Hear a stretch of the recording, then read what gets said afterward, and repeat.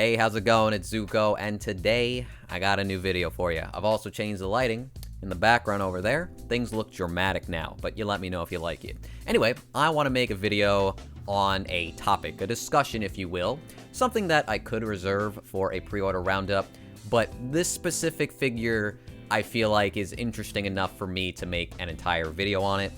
Also, I'm getting a little burnt out on the pre-order roundup. And I haven't finished the one for June, and I don't know the state of it right now, so I apologize for that. However, right now, I want to talk about a figure that just went up for pre-order from Good Smile Company, a re-release of a figure that came out over 10 years ago. And if you saw the title or the thumbnail of this video, you already know what it is. It is the ultimate Madoka figure, or Gattaca, or Madokami, whatever you want to call her. She is finally getting a re-release, which is pretty damn surprising. I did not expect this figure to ever get a re-release. There was a ton of demand for it, but there was also so many of these floating around that I just assumed they didn't think it was worth it, but alas, they did. Now, this is a pretty interesting one, right? Because this figure is extremely popular. When it came out, it was extremely popular, and it has remained one of the most popular figures, like, ever. Somehow it has just, like, held its status, but it's not without its problems, and that's what I want to talk about.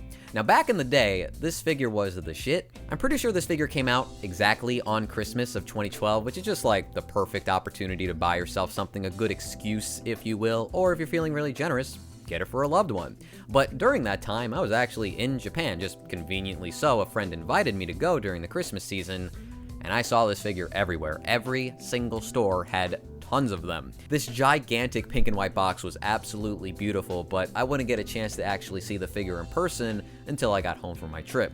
I actually ordered this figure through Hobby Search, and I never really used that website before this figure, and that was because they were offering half off shipping, which is kind of ridiculous for a figure this big, but they really wanted you to go to them to buy it, which makes sense because so many of these other stores were getting tons of stock of it. So Ami would charge you about 5,000-ish yen or so for EMS, but I only had to pay about 2,700 yen EMS, which is just crazy. Those are days that I absolutely yearn for again, but they're just not gonna happen. Now, believe it or not, and this might only be true if you're from America like me, so take this with a grain of salt, but I'm pretty sure this re-release is technically cheaper than the original release. It used to retail for 14,000 yen, and this one got raised to 18,000 yen, which, let me just say, that is a really generous increase in price. Like, that's only 4,000 yen over 10 plus years, whereas a company like, I don't know, Aniplex with their Shiki figure asking over 10,000 yen more. Kind of ridiculous, gotta give Good Smile their props. But the yen was so much stronger than the dollar back in 2012. I think it was like 87 yen for a dollar, and now it's like 142 yen for a dollar. Things have shifted dramatically to the point where I think it's actually cheaper if you get it from the right place. That's not going to screw you over with shipping prices. So that's pretty cool if it ends up working out that way, but unfortunately for this figure, got a couple of problems. I would say deal-breaking problems, a couple of major flaws, and we don't know if things are changing, and that's ultimately the bulk of what I want to talk about. Now, if you're unaware of this figure's problems, I'll talk about them right now. So as someone who owns this figure, I've unfortunately seen one of the problems firsthand, with the other just repeatedly showing up on the internet numerous times, and we're going to talk about the lesser of the two evils first. This figure comes with two bows, a basic one and one that is set ablaze with this really cool pink fire effect, right? Now, unfortunately, when you get this figure, you're going to want to use this one, because this one breaks. As nice as it is, it's not worth using because it's way too heavy. It is so pretty, but the fact that it just breaks means that I never really displayed the figure with it. Maybe for a little bit, but as soon as I saw people snapping, I was just done. And I don't really know exactly where it breaks because this thing does come like apart, but the top is so heavy in comparison to the bottom, and I guess just like her little hand can't hold it with enough grip, so it just leans over time and then it snaps.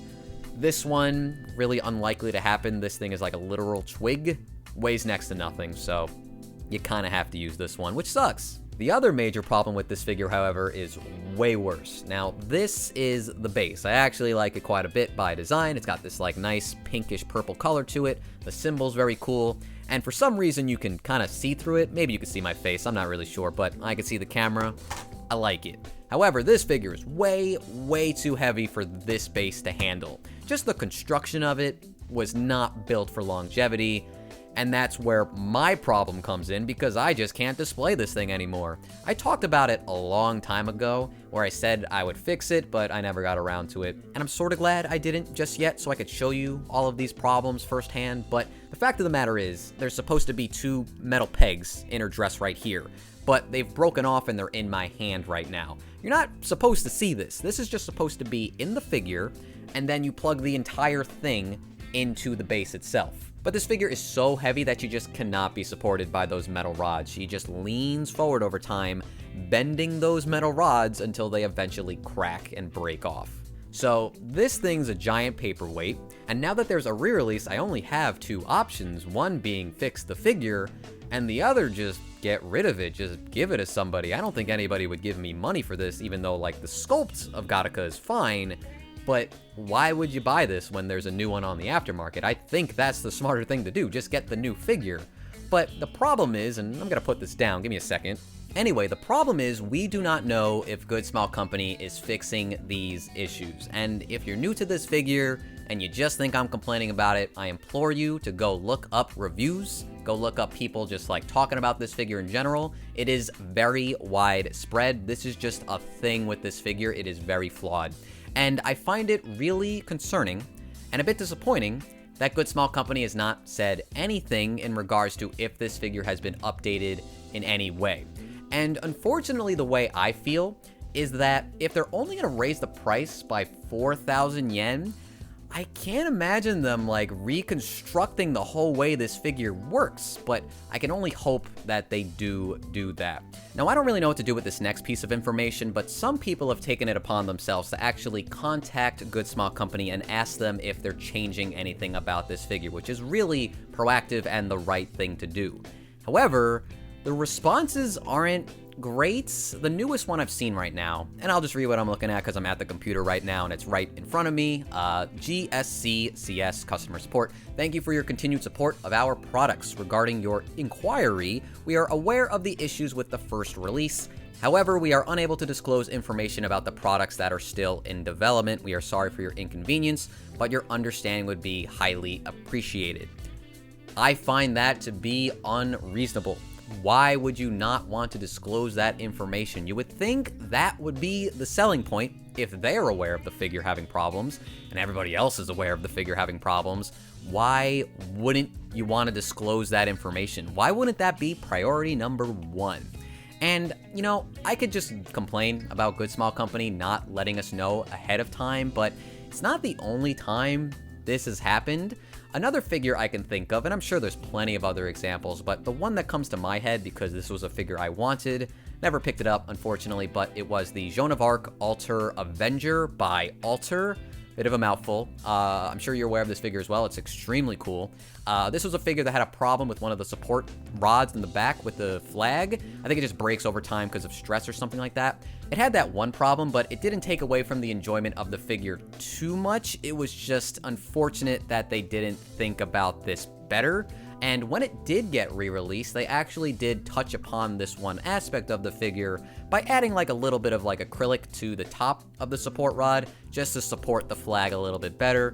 And it seems like it did work out for the best. So, you know, great for the people who bought that figure, but I'm sure that figure would have sold even better if they told more people about that instead of just waiting last minute for it to be a nice little surprise. I really don't understand the lack of transparency when it comes to like fixing your products. You would think that would maximize profits, but that's not where we are right now. So I guess the point of this video is that I hope companies can stop doing this and just let us know if they fixed problems with their figures.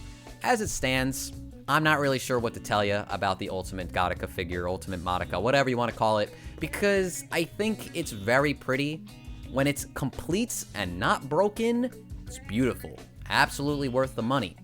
But if they don't fix anything about it, why would you want to buy it? If it's just going to break eventually, why would you want that in your collection? And until that figure comes out in, I believe, February of 2024, you're just out of luck. You just have to take the gamble. Do you want this figure that bad that you're willing to take a risk on the new figure? Or do you just forget about it? I mean, there's really no reason to get a pre-owned one, unfortunately, because why would you? I would imagine getting a fresh copy is better than getting one that's sitting around for 10 years. But I can't speak for everybody. Ultimately, this is just my opinion, and I'm sure there's plenty of people out there who are really excited about this figure and don't want to think about the downsides. However, I feel like we can all agree that if we just had this information disclosed to us, it would lead to more sales, which would make both the consumer and the manufacturer happier. So that's it. That's going to do it for today's video. Let me know down in the comments what you think about this topic. If you want to support the channel, subscribe, like, affiliate links, I don't know. Whatever you want to do, I'll appreciate it regardless. But until next time, I'll see you around, and I hope you have a good rest of your day. See ya.